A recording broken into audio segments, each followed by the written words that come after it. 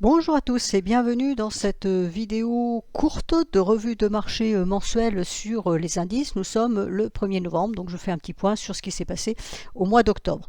Alors je commence par le S&P. Donc le S&P, on a eu une correction qui s'est faite ces 3 derniers mois, donc octobre, septembre et août. Et on a cassé ce mois-ci la Tenkan, on est allé chercher la Kijun, on l'a dépassé et on a clôturé entre la Tenkan et la Kijun. Donc cette clôture, elle est indécise, bien évidemment. Si on avait cassé la Kijun mensuelle, on aurait pu dire qu'on avait un signal vendeur de long terme. Ce n'est pas le cas, donc on sauve ce signal. Pour le moment, on garde le biais haussier puisqu'on reste au-dessus de la Kijun, c'est-à-dire que le signal baissier n'est pas donné, donc on garde un biais haussier, mais on a clôturé sous la Tenkan qui se situe à ce niveau-là, à 4236. Et c'est seulement si on arrive à repasser cette Tenkan qu'à ce moment-là, on va lever cette alerte négative qui pèse sur le S&P. Donc, on a aussi 3 bougies rouges. Donc, en général, c'est moi qui l'ai repéré, ce système-là. Après 3 bougies rouges, on a une bougie bleue. Donc, on peut espérer que pour le mois de novembre, on ait une bougie bleue. Néanmoins, on peut malgré tout s'attendre à ce qu'on revienne tester à nouveau la Kijun, histoire de vérifier que ça tient bien en support. Et c'est le niveau qu'il va falloir surveiller. Ce sont les 4155.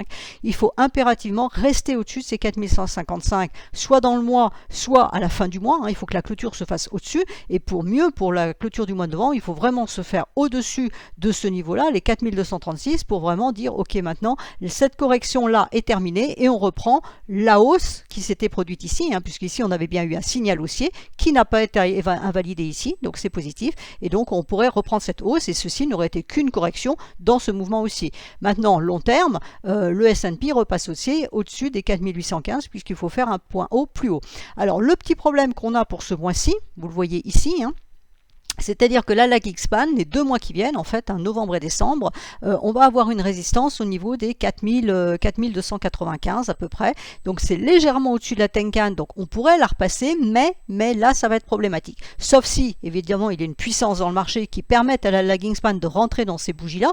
Donc la bougie ici pour le mois de novembre, la bougie ici pour le mois de décembre. Sinon, il va falloir se décaler, attendre qu'elle se décale ici, donc en janvier, pour pouvoir avoir plus de potentiel à la hausse. Donc là, on a une incertitude ici parce qu'on a de la résistance au-dessus de la lagging span.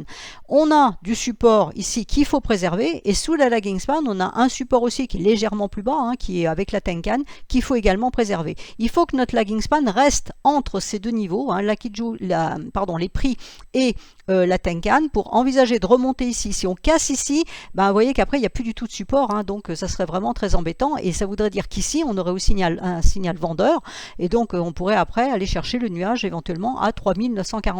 Donc on est dans une situation d'incertitude avec, je dirais globalement un biais positif et aussi la saisonnalité dont il faut tenir compte, à savoir qu'en général le mois de novembre et notamment à partir du 15 reprend un petit peu de l'altitude avec le fameux rallye de Noël et puis après ce qui se poursuit donc en janvier. Donc on a un biais positif quand on arrive dans cette période d'année, autant on avait vraiment un biais négatif quand on est en septembre-octobre, on voit bien qu'on a eu de bougies rouges, autant on a un biais positif quand on arrive en cette période de l'année. Néanmoins, c'est pas parce que statistiquement et dans le passé c'est ce qui s'est produit que c'est ce qui va forcément se produire dans l'année en cours. Le passé ne présage pas du futur. Donc on est neutre. On a sauvé ce qu'il fallait sauver, c'est ce qui est à retenir. On est neutre tant qu'on est entre les 4155 et les 4236. La cassure des 4155 ce serait négative avec une idée pour aller chercher. Alors le premier niveau il serait par ici à 4100 et le deuxième à 4965. Si on casse la Tenkan à 4236, on reprend un biais haussier, mais on sait qu'on peut avoir de la résistance sur le coup des 4300. Voilà ce qu'on peut dire sur le S&P. Je crois que j'ai relativement bien calibré les choses. Vous voyez qu'Ishimoku, c'est très pratique pour calibrer les choses. Le Dow Jones, alors le Dow Jones, même chose, on a sauvegardé cette fameuse Kijun, on retrouve la même schématique, donc l'ALS, elle est au-dessus de sa Tenkan, donc on a un support ici à 32 554, le support à ne pas enfoncer, il est ici à 32 734, on est pile à 33 000 au moment où je parle, alors attention parce qu'aujourd'hui, en plus, il y a le FOMC ce soir, donc on va voir si la Fed, ce que va faire la Fed, point de vue politique monétaire, va enfoncer, va permettre, entre guillemets, aux indices d'enfoncer leur Kijun et de donner un signal baissier. Au contraire, est-ce que ça va permettre aux indices de repasser leur Tenkan et de monter. Donc la Tenkan sur le Dow Jones est à 33 756. Donc on est neutre, même chose, hein, on retrouve que sur le S&P. Donc support 32 734. Si on l'enfonce, on a un autre support à 31 973. À ne pas enfoncer sous peine d'aller chercher le nuage. Donc là, on aura quand même du gros support. Et sinon, cassure des 33 756 nous donnerait les derniers points hauts et reprise de la tendance haussière. Et à ce moment-là, on aurait bien eu un mouvement haussier, correction ici, et puis repartir à la hausse. Donc là, on est entre les deux, hein, c'est neutre. Donc on va voir, je pense que ça devrait se dessiner ce soir avec le FOMC. On devrait avoir une information, du moins on l'espère. Le Nasdaq, alors le Nasdaq, lui, il est plus positif puisqu'il est au-dessus, bien au-dessus de sa Kijun. Donc pour le moment, il reste en tendance haussière, mais on retrouve la même schématique que sur le S&P avec une double résistance ici à 14 696. Donc ça ne devrait pas monter d'un point de vue technique au-dessus de ce niveau-là pendant 2 mois. Hein, c'est un niveau qui pourrait caper les prix pendant 2 mois. À voir effectivement ce qui peut se passer, puisque je viens de le dire, on est dans une saisonnalité a priori positive, donc ça pourrait quand même passer. Mais il faut le marquer, il faut le noter, parce que si les prix bloqueront de toute façon à un moment donné là-dessus, pour ceux qui font du trading court terme, hein, ou même en swing, on sait que ce niveau-là, il faudra rentrer dedans, donc ça ne sera pas évident, sauf si évidemment c'est une news importante, hein, si le FOMC ce soir plaît et que les marchés ont envie de partir à la hausse, la résistance ici, on pourra l'oublier. Mais pour le moment, on a une résistance, elle est là, il faut en tenir compte. On a du double support, donc c'est ce qui est intéressant sur le Nasdaq, donc à 13 935 et à 13 632, donc tant que ce double support tient, on garde un biais positif, hein, dans l'idée, on a corrigé ici, on est reparti à la hausse, on a fait une correction en 3 bougies rouges, même chose, on peut malgré tout aller chatouiller ça avant de repartir, et puis voilà, sur le mois de novembre, repartir à la hausse, casser le dernier point haut et relancer la dynamique haussière, puisque quand même globalement, il ne faut pas oublier que le Nasdaq, il est haussier, hein, ici c'est une correction, donc l'interrogation qu'on a toujours dans le cas des corrections, c'est est-ce que la correction est terminée, qu'on repart à la hausse, ou est-ce qu'elle n'est pas terminée, c'est-à-dire qu'on a un mouvement baissier, par exemple, qui pourrait revenir chercher ce niveau-là avant de repartir. Pour le moment, on ne va pas être négatif dans sa tête, hein, ça ne sert à rien, puisqu'on a quand même des informations positives. Le seul bémol se situe de ce côté-là.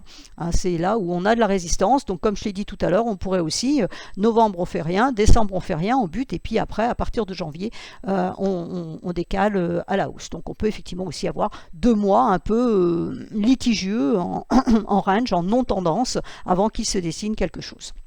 Donc à voir ce soir. On a aussi Apple qui sort ses résultats le 2 novembre, donc ça pourrait avoir une incidence aussi. Tout dépend à quel niveau se situera le Nasdaq à ce moment-là. Alors Apple c'est le jeudi soir, donc ça sera inclus dans les prix vendredi. Hein. Indice européen maintenant. Alors le DAX nous a fait aussi ces 3 bougies rouges, hein, comme tout le monde, on a les mêmes schématiques partout, donc c'est pour ça qu'on peut s'attendre à une bougie bleue, mais une bougie bleue du mois de novembre ne veut pas dire qu'on ne peut pas baisser pendant les 15 premiers jours du mois pour après rebondir. Hein. C'est toujours à ça auquel il faut faire attention, c'est pas parce que je dis que la 4e bougie de baisse elle va être bleue que c'est bleu tout de suite, la preuve c'est que pour moi c'est en train de partir rouge.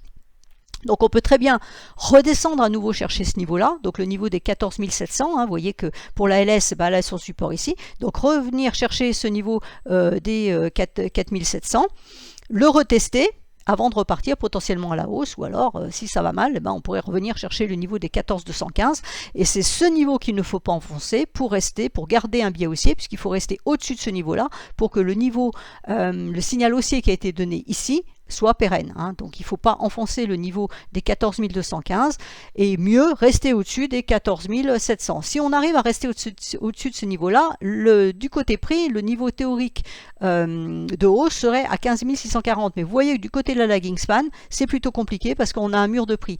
Donc la hausse ici, même chose, un soft news vraiment extraordinaire, elle paraît un peu compliquée. Là, la lagging span, elle est en train de se coincer entre sa Tenkan en support et ses prix en résistance. Donc on voit bien que c'est pas franc du collier. C'est-à-dire autant les prix, on voit bien que c'est dégagé, hein, c'est comme ça qu'on lit Ishimoku, il faut vraiment regarder est-ce qu'il y a du potentiel, et ce potentiel il se donne avec des prix qui sont dégagés. Là les prix sont dégagés, peuvent monter ici, mais la lagging span elle a un mur de prix, ça veut dire qu'il y a de la résistance et que ça il faudra le négocier. Donc soit il y a vraiment de la bonne nouvelle et ça passe, soit il n'y a pas de nouvelle suffisamment forte pour relancer l'intérêt sur le DAX en général, hein, les valeurs allemandes, et à ce moment-là il y a un risque de glisser sous les 14 6700 pour aller chercher ce niveau-là. On peut envisager aussi ce scénario, hein, où on fasse ça.